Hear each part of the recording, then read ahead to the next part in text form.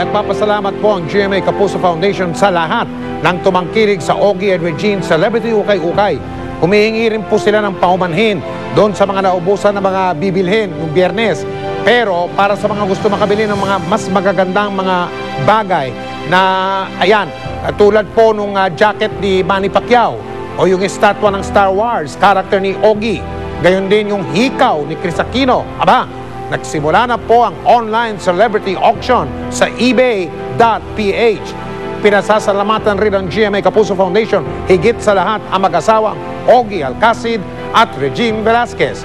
Gayon din ang Cut Unlimited at Ever Gotesco Malls.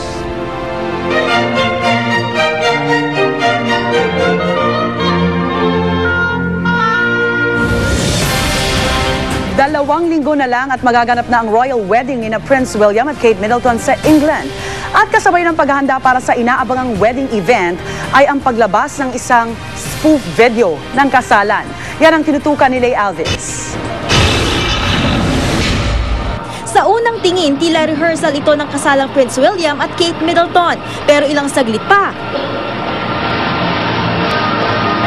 bigla silang nag-indakan. Isa palang spoof, patalastas na isang telecom company sa UK. Pero ang mga gumanap talaga namang look-alike ng royal family. Mula kina Prince Charles at Camilla, Queen Elizabeth, at ang magkakasal sa royal couple. Hindi rin nagpahuli ang kunwari best man na si Prince Harry.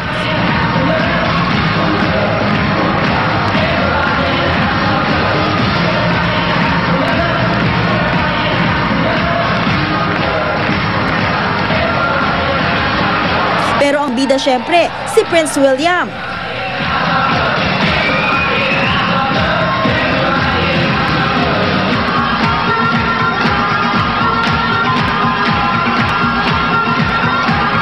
At Kate Middleton, napasayaw-sayaw habang patungo sa altar.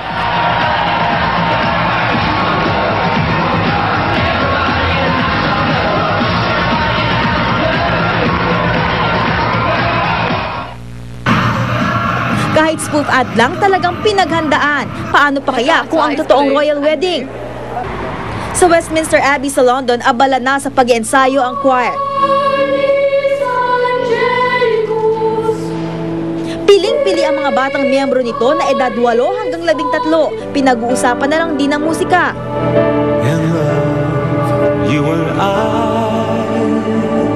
Yan ang kantang You and I, na version ni George Michael ng Stevie Wonder original. Ayon sa British singer, ito raw ang wedding gift niya para kina Prince William at Kate. November 2010, nang i-anunsyo ng dalawa ang kanilang engagement. But no, we're hugely excited, and we're looking forward to spend the rest of the time, the rest of our lives together, and seeing what the future holds.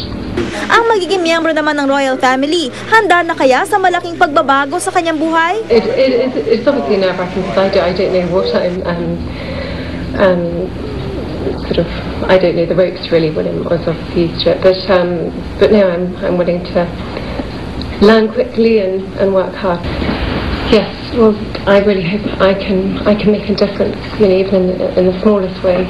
I'm looking forward to helping as much as I can. Buong mundo nakaabang sa April 29 royal wedding, kaya di maiwasang marami ang makisali sa gimmick. Leigh Alves, Nakatutok, 24 Oras.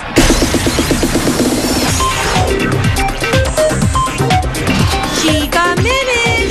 Kung dati sinubukan ko ang pole dancing, this time panibagong challenge naman ang aking nalagpasan. At yan ay ang pagiging isang ramp model. Watch this. Tuwing summer, hit na hit ang mga fashion show. Siyempre, di mawawala rito ang mga modelo. Kaya naman nang maimbitahan akong rumampa para sa isang fashion show, hindi ko na ito pinalagpas para malaman ang feeling ng maging isang ramp model. Pero bago ko rumampa, kailangan siyempre ng rehearsal.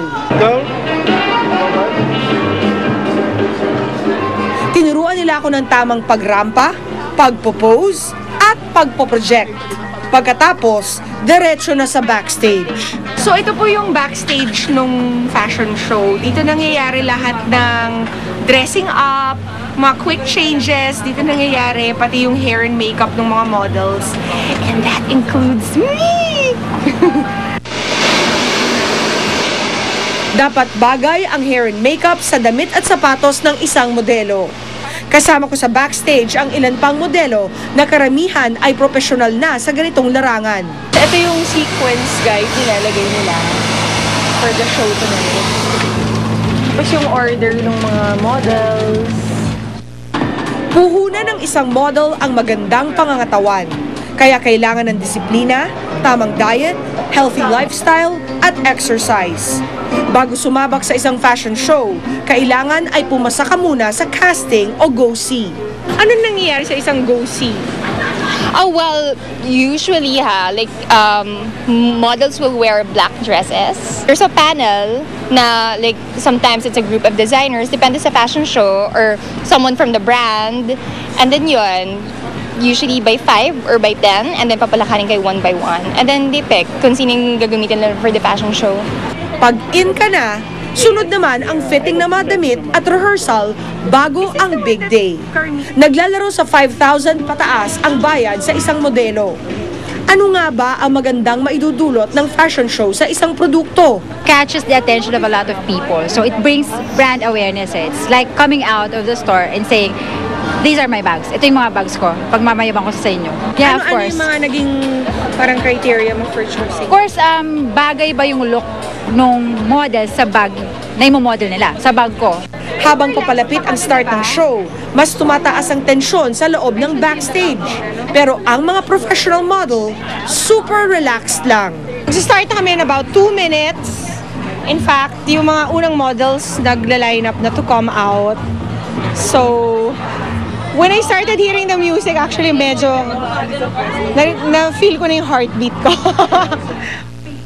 Thanks to Heavens, Andy Nyland. Isa-isa na ang naglalabasan ang mga model. Lakad dito, pose dyan. This is it. Let's welcome Ms. Pia Guanyo for Sporty Saturday. May konting nervyos pero rampa pa rin. Para siyang real model, talagang professional model with the way she walked kanina. Great work, Pia. Great work. I'm so relieved na hindi ako nadapa, I didn't trip, I didn't fall down the stairs or anything like that. Hindi ko alam kung napansin niyo pero nanginginig yung mga paa ko habang naglalakad. But I'm so happy it's over. It was a great experience and I'm glad that I was able to do it without any hitches.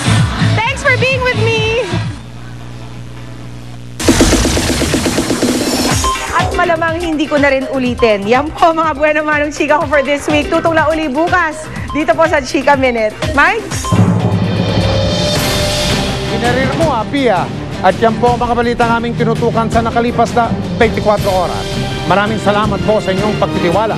Sa ngalan ni Mel Tiangco Reyes Santos at Pia Guanyo, mula sa Tahanan ng Katotohanan, ako po si Mike Enriquez. Ito ang GMA. Walang kinikilingan, walang pinoprotektahan, walang kasinungalingan, serbisyong totoo lamang. At dahil hindi natutulog ang balita, nakatutok kami 24 oras.